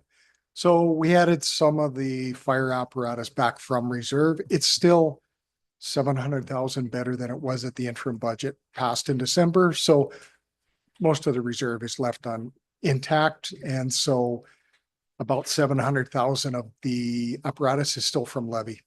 We could have, you're right. It could have been any one of many scenarios. That's just one we picked. And that's the reasoning. Thank you. Any further questions? I would like to see that amendment made. Just when we're justifying it to the public, to me, it's easier to justify, okay, we carry these projects forward. We had some left in 2024. We put it into reserves. Now we're taking it back out to use it for the projects as intended versus dipping into our fire services reserve that we're trying to build up because we know that the fire services are going to need. So I just think that that's more palpable and easier to communicate to the residents and shows that we really are trying to make sure that we're spending the right dollars in the right places. So the amendment that you're looking for, if we could have you word the amendment so that Tammy can record that, please, that would be great. Just, Madam Chair, I mean, are you trying to make a specific motion to amend the budget to incorporate that? Okay, Madam Chair, it's incorporated in the budget document. So if council were to adopt the new budget, it's in there. So we don't need separate motions for all these changes. It's in there. So all these, we just itemized the changes so you know about them. They're all in the budget document. And when the motion reads as presented, it is already in an amended document. So the presented document is amended, if I'm reading that correctly. That is correct. They're incorporated in this budget. Correct. But So- this amendment is not. No, it is. As far as I can see, it is. It is. So Because our capital projects on page 151 lists taxation being spent for $183,000 for bridge file 77410 and bridge file 09936. It's right there. 151. It's The one that's page- highlighted? The item that's highlighted? So it's just a small amendment, but then we can. The motion essentially would be to adopt as amended versus as presented. But because- the amendment is in the document. No. That's what I'm seeing. Am I not seeing that? Oh, Madam Chair, it's I'm seeing it. incorporated. I see that as well. It's in I'm there. seeing it, yeah. Would you like it to be shown to you, like where it is? I see it on page 151. The following revision was made to the capital budget, 220,000 reclassified fire services fleet replacement from taxation to reserves. It says on, I don't know, right there where it's highlighted on page 151, it shows the 220,000 fire reserves. So I guess I'm not seeing what I'm seeing it, so I don't know what you're not seeing. So the current budget document indicates exactly as shown on the admin report.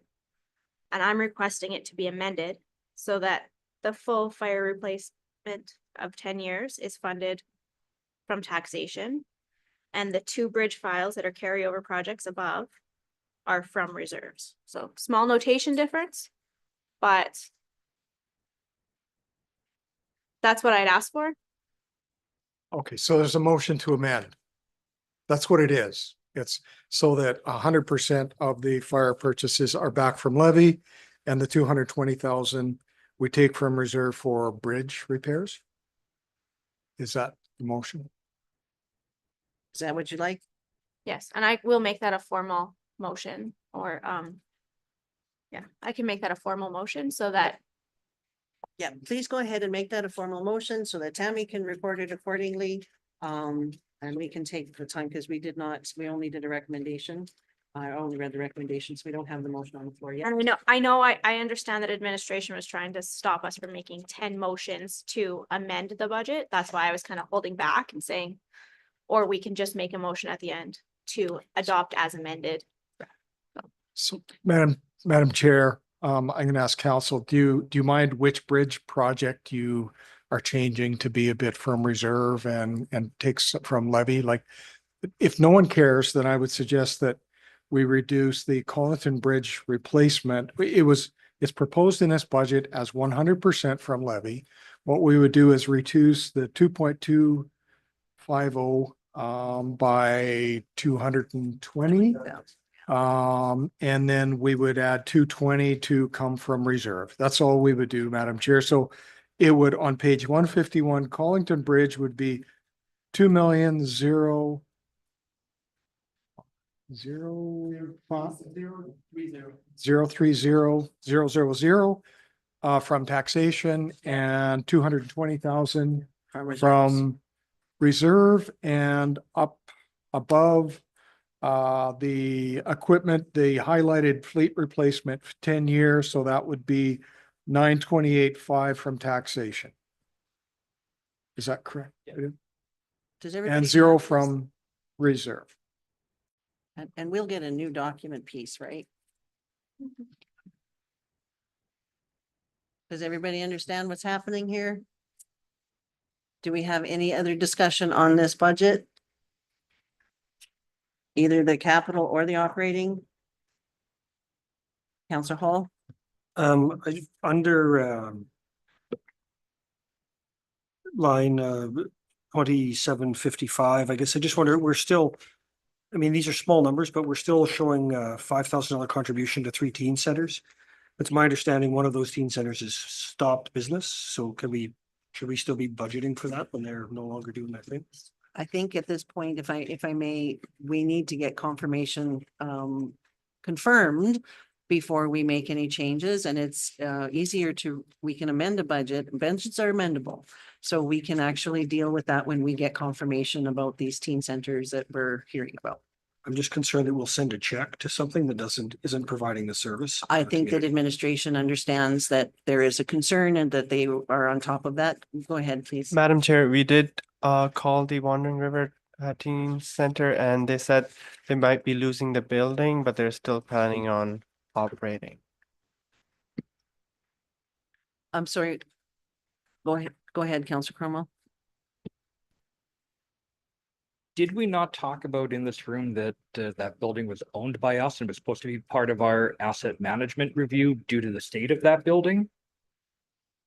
That was very clearly on the list that we added on when we were talking about our building inventory, that building was added on to it. Because that was a big point of discussion. So I'm just a little bit confused. Am I the only one that recalls that? Make you feel better, Councillor Cromwell. I do seem to recall that being on our asset management list. I do too. This 5,000, is that for the building or is that for the teen center? Pardon Well, me? that's for their operating That's for programs. the operating costs. But Correct. just that bit of information we're just given makes my hair kind of fall out.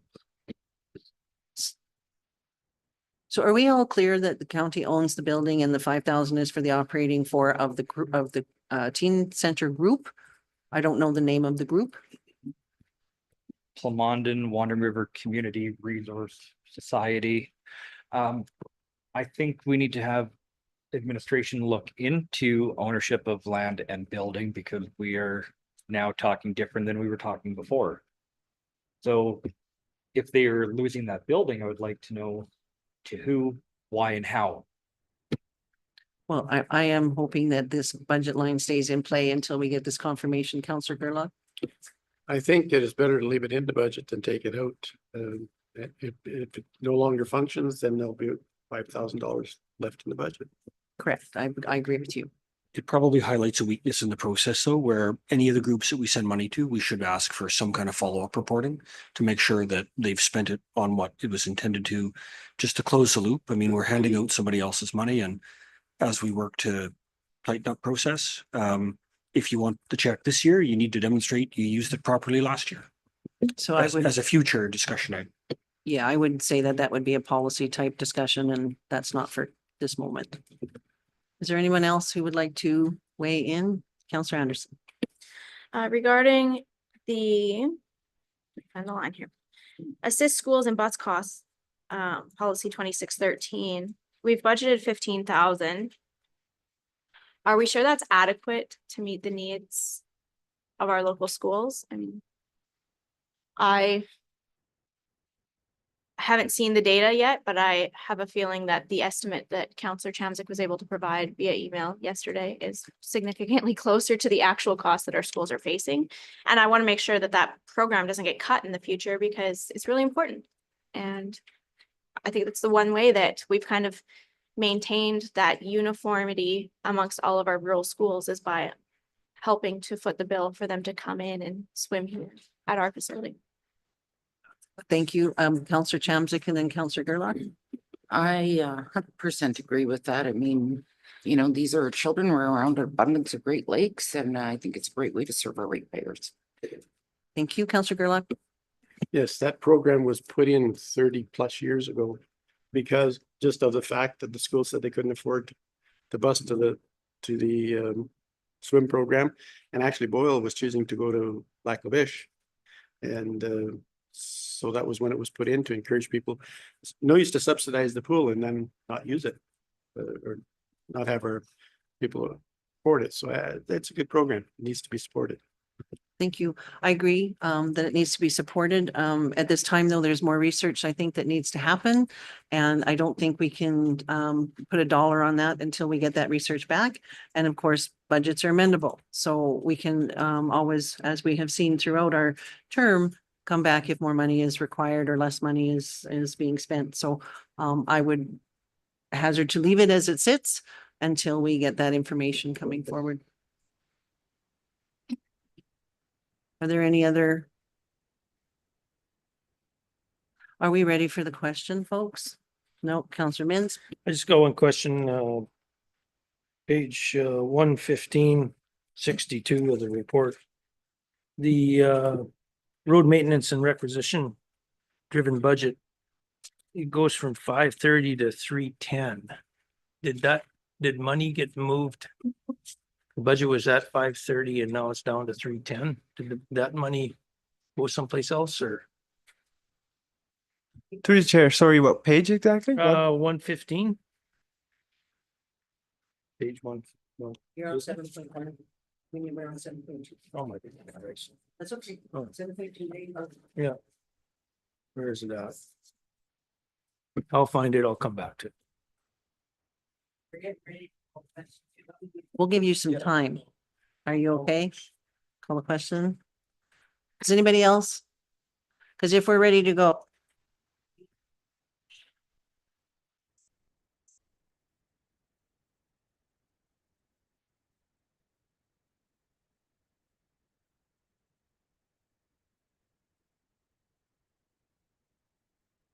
Oh, I'm sorry. Right, I'm like, did everyone stop talking? No, and I apologize. I thought my mic was on. So the motion that is on the floor is that council approve the 2025 operating and capital budget as amended, and that is Councillor Min's motion, and Councillor Gerlach would like to speak. What kind of money is there in there for contingencies, things that just kind of show up? That because quite often we get into something and we say, well, it's not budgeted, it's not budgeted, things we should do, but it's just not budgeted. Is there sort of a slush fund contingency? I wouldn't call it, Madam Chair, I wouldn't call it a slush fund. I didn't want to- Council very specifically has been strategic about establishing reserves. So as new projects come in after budget, council still has flexibility to look at them and address them. We'd have to find a funding source other than taxation. We just can't do it from taxation. Sometimes maybe one project has been dropped later in the year, so we've got a bit of extra there, but you've also got reserves. So I wouldn't call it a slush fund. I'd call it Just money available. reserves. Good, thank you. Thank you. I think we're ready for the question because I'm putting it. Are we ready to go, folks? I'm sure there's no other discussion. So where we're at is that council approves the 2025 operating and capital budget as amended. All those in favor? Aye. And opposed? That would be 7 and 2. Thank you, folks. We're going to jump backwards now. So 6.2 was brought to be discussed after 7.2. 6.2 is our bylaw 001/2025, the tax rate bylaw. And we've had that conversation from administration. Thank you very much. Unless there's any addition to what you've already said, the recommendation is to go to pass the first reading of bylaw 011/2025 tax rate bylaw as presented, and to bring bylaw 2025 tax rate bylaw to the May 13 regular council meeting for second and third readings. Are we ready or is there a discussion? Counselor Wallach? With the new adjustment to the budget, with the increase of 139,000, are we still gonna balance out at this tax rate? Through the chair, that is correct. We still will have about a contribution to reserve of $500 going in. 448, yeah. Sorry, to me, that's way too close to like, yeah, I don't think we should be dipping into reserves for anything operational. And it's first reading, so there is definitely time to bring some of that information back that we're looking at. Oh, believe me, I was gonna try and float the boat of lowering minimum tax, but I'm not doing that today. Counselor Hall? On the balancing that you're talking about, does that include the contributions to reserves that we plan for, like the fire services and the gravel pit reclamation, the annual installments that we're Through the talking about? chair, that's correct. They're already incorporated into it. I have one question procedurally. When we go forward with the first reading, the next item to bring the bylaw would be a motion, if I'm not mistaken. And I just wanted to double check that, CAO. The recommendation is to pass first reading, which is different than a motion, and the motion for me would be to bring the bylaw 011. That would be two separate items. Thank you very much. That's correct, Madam Chair. Thank you. All right, so if we're finished with all conversation and discussion, we will start with the first reading. Who would like to, Councillor Cromwell would like to pass first reading of bylaw 011-2025 tax rate bylaw as presented. No further discussion. All those in favor? Aye. 3, 4, 5, 6, 7, and opposed? 2. So that would be 7 and 2. First reading as passed. The motion, who wants to own it? Councillor Gerlach, would you like to own this motion? All right, I'm going to read it and you can decide. To bring bylaw 011-2025 tax rate bylaw to the May 13, 2025 regular council meeting for second and third readings. That's Councillor Gerlach's. All right, is there any discussion, folks? All those in favor? Aye. And it doesn't appear that there are any opposed. Perfect. We are moving on. Just gotta get organized here. We're going to 7.3. Oh, no, pardon me, 7.4. The fire invoice presentation, item 4.1 that we talked about earlier today. And that is on page 158 of your agenda. And what we have here is a recommendation to receive the delegation for information and to direct administration to gather further information and present it at an upcoming county council meeting. Councillor Chamzik, you would like to, she would like to put that motion forward as recommended. Is there a further conversation? Councillor Wallach. Okay, what kind of information are we looking for? Like the breakdown of the bill, is that, or I just think Madam Chair, we'd probably try to address some of the questions he had and the irregularities that he thinks appear from this instance. So we would clarify some of things around the website. I think we've got an answer for that.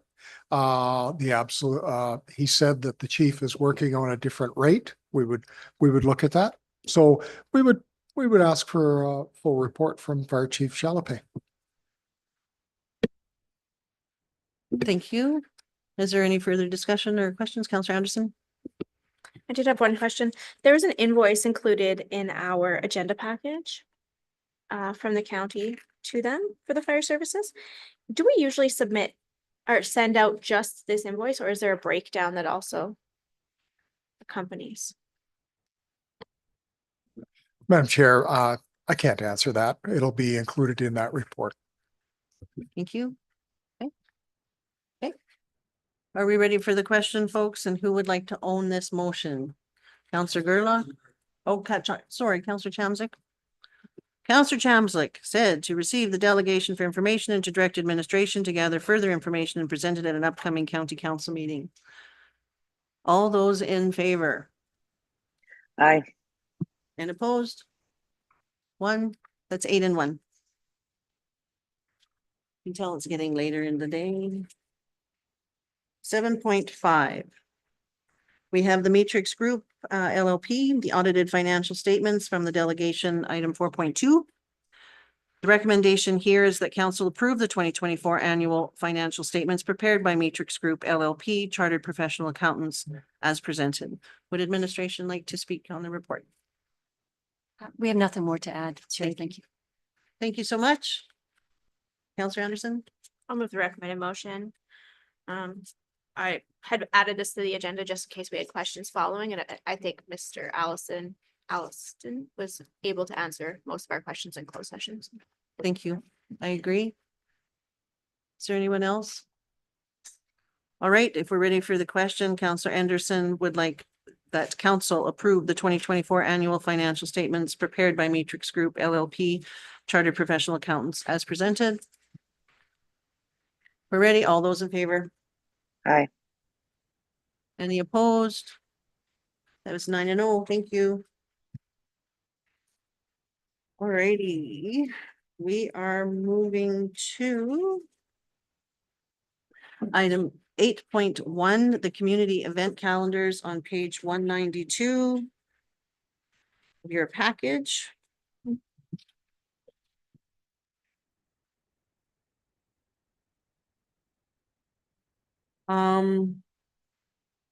I have several items on here that I know will take up a lot of council's time, so I would just like to be able to forward them to Tammy afterwards. And if I may, I'll just run through some of these really quick as some are coming up this weekend. The April 25th and 26th, there's the Helping Horses Healing Society garage sale at the Athabasca train station from noon to 5. It is a fundraiser there. April 26th, Amber Valley Community Hall is having their chicken supper. It is an extremely delicious meal that is from 5 to 7 on Saturday.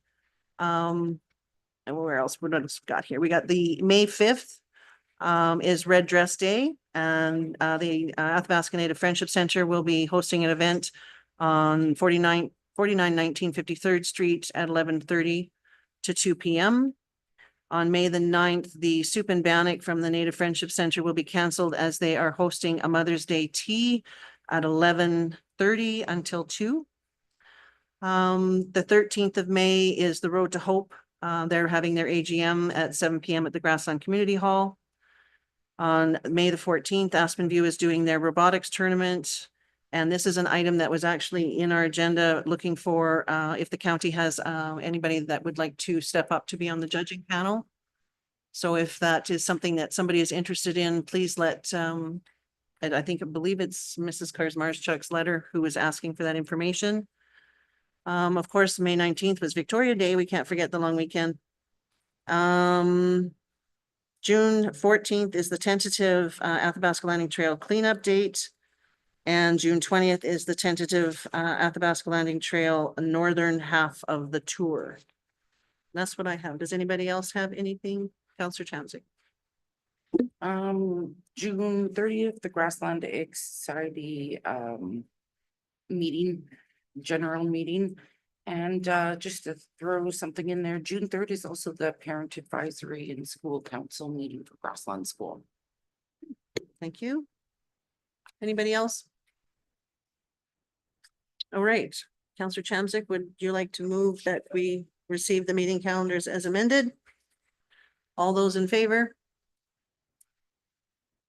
I believe Counselor Kapchanik is now gone. She left. Okay. So that would be 7 and 0, I believe. There was no opposed. All right. We're moving to 8.2, the meeting calendars, May and June. That's on page 200 of your agenda package.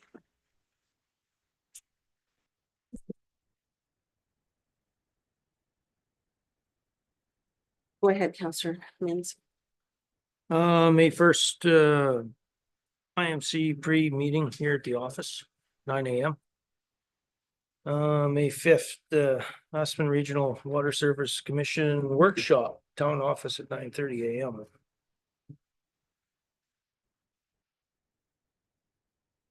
Anything else right now?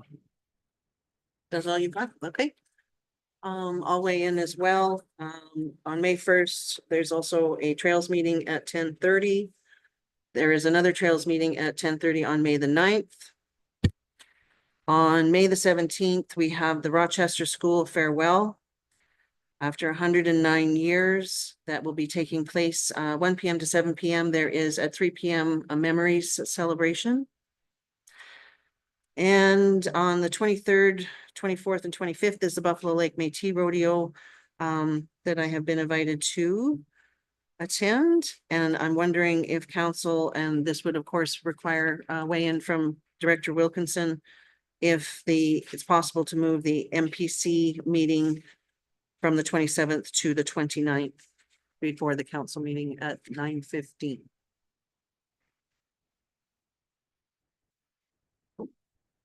But I would ask that we would, is that something we can check with Mrs.? We'd be happy to check, Madam Chair. Okay, thank you. I think so. Oh, we have, pardon me, in June is the tentative date for the Athabasca Landing Trail Northern Portion Tour.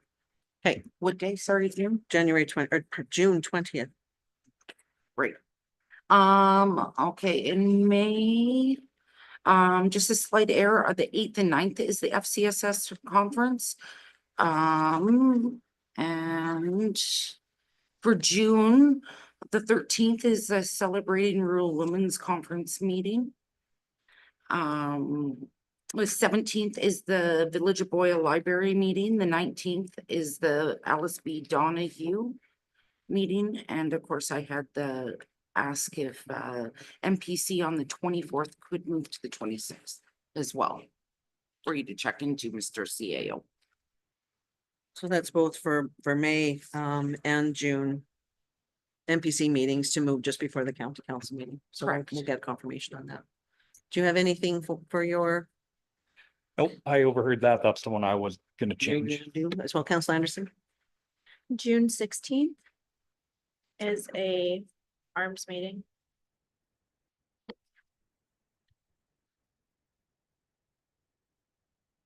And I missed one there, May 21st is a Island Lake Waterline Advisory Meeting, 9 AM in Teams. Okay. Councilor Wall?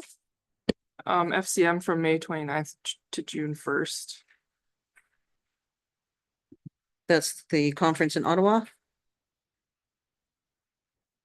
The FCM conference is in Ottawa, okay.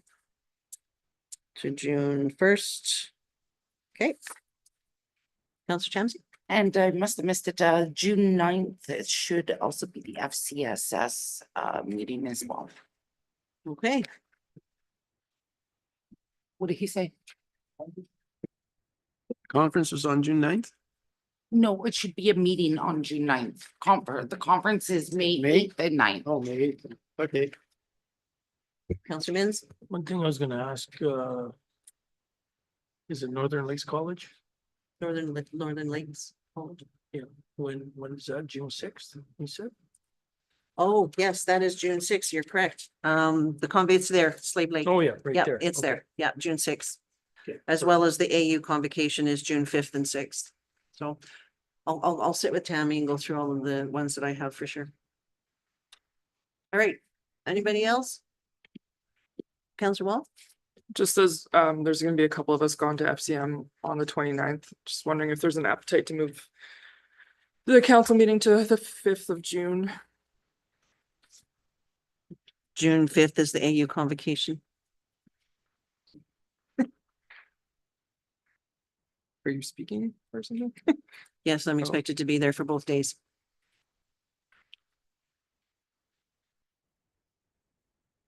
Is there another date that, go ahead.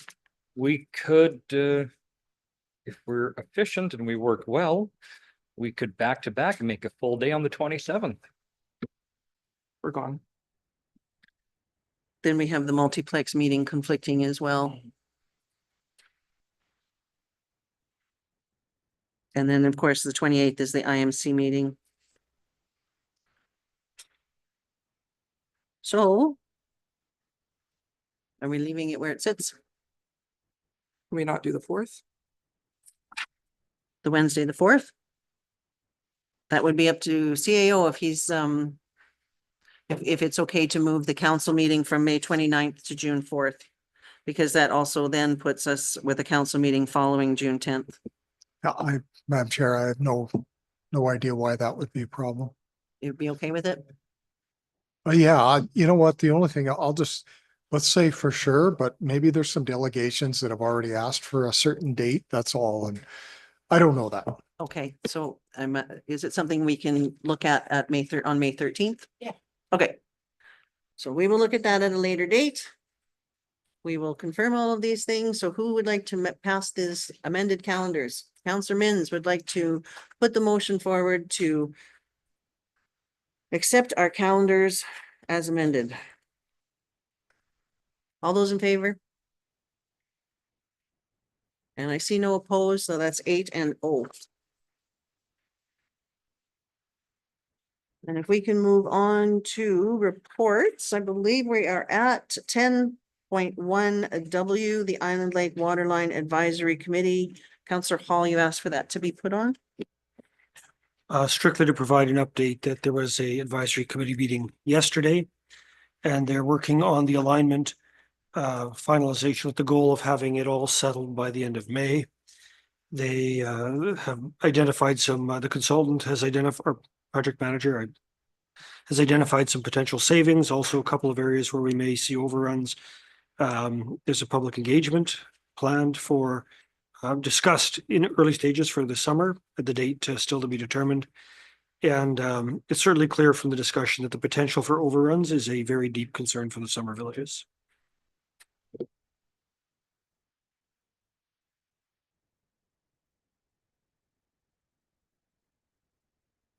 Thank you. Are there, Councillor Gerlach? Through the chair, is there any discussion as to how long the build would take and an estimated time and when it could possibly begin? It's probably better directed to the CAO. I don't remember that.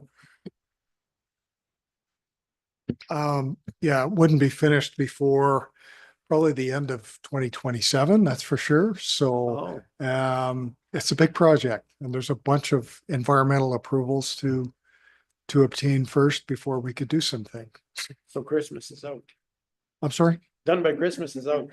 Yeah, that's right. All righty. Does anybody else have any questions? Thank you for your report. I think at this point, we are completed most of our agenda except for our closed session item 12.1. So if I could have a motion to go into close, please. Councillor Cromwell would like to move that we go into closed session at 2:40. Thanks, Cole.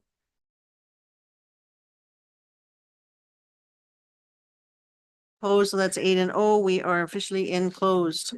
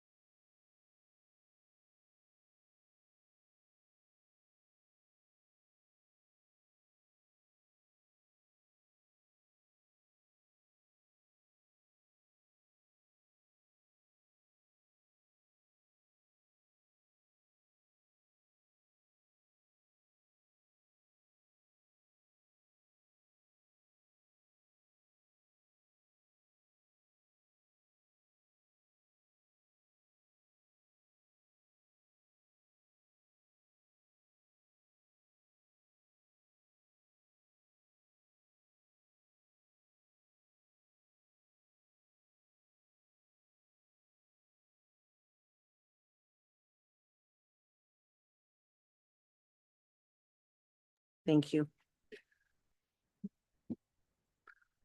All righty, thank you so much. Welcome back, everybody. We are finished our closed session. We have a couple of motions that have come out of that closed session. And I will go ahead and read those and pass these along to you when we're done. Counselor Cromwell would like to move that council reconsider CC 25147, which is motion to, we move by Reeve Holland, pardon me, that council adopt level A of the pay grid as presented in closed, and further to advance the CAO to step 5 retroactive to January 1, 2025. That is the reconsideration motion. If there's no further discussion, all those in favor? Thank you. No opposed. So that's 8-0. The last motion of the day, Councillor Gerlach would like to move that council adopt level A of the pay grid as presented in closed, and further to advance CAO to step 6 retroactive to January 1, 2025. That's right. If there's no further discussion, all those in favor? And I don't see any opposed. That is 8-0. And I think we did it, folks. Long day. We will adjourn this meeting at 3:04.